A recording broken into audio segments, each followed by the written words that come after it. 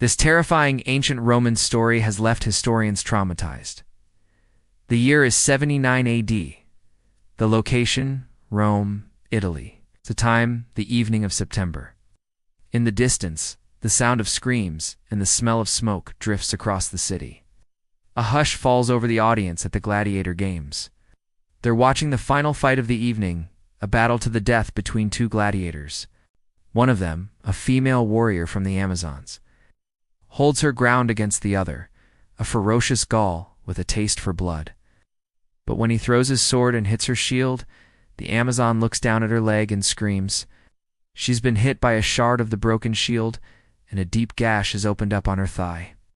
Blood pours out of it. She staggers back. The Gaul charges forward, sword raised high above his head. This is his moment. He brings the blade down, but she sidesteps him and plunges her own sword into his chest. The crowd roars. The Amazon has won, but something's not right. She collapses to her knees, then to her side. Her breathing becomes more and more shallow until it stops altogether. The crowd murmurs, confused. What's happening? The physician rushes to the woman's aid, but there's nothing he can do. She's dead. The spectators are stunned. At first they cheer for their fallen warrior, but soon their cheers turn to gears. They want answers, and those answers come in the form of one man. His name was Cornelius, and he was the trainer of the Amazonian gladiator. As he walks onto the floor of the arena, the crowd parts for him. He doesn't seem to notice. All his attention is focused on the body of his beloved student. He kneels beside it and takes her hand. The crowd grows silent. He turns to face them, and when they see the look on his face, they know this is serious.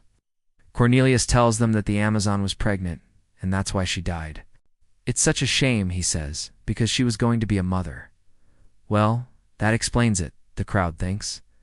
But Cornelius shakes his head. That's not what happened. The child in her belly wasn't ready to be born yet, so he tells the crowd he'll show them what happened. And with that, he grabs a dagger from a nearby soldier and plunges it into his own stomach. The crowd screams. This is too much for them to bear. But Cornelius isn't done. He pulls the dagger out of his stomach and holds it aloft. Inside this man's body, he says, gesturing to the dead gladiator, is the proof of what he's just told the crowd. Now he wants them to see what the Romans saw almost 2,000 years ago. Tells them to open up the wound in her leg and reach inside to find the child. Someone does as they're told, and when they pull the small body out of its mother's womb, the crowd gasps. It's a boy. The child is stillborn. He was due to be born 2 months from now, but he came out of his mother's belly during her fight. Cornelius tells the crowd that this child is a symbol of hope for the future of Rome.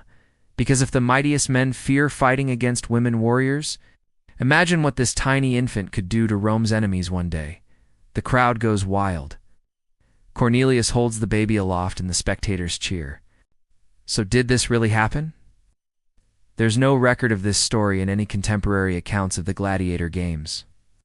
The earliest source we have for it comes from a letter written by a man named Pliny the Younger, about 100 years after the supposed event.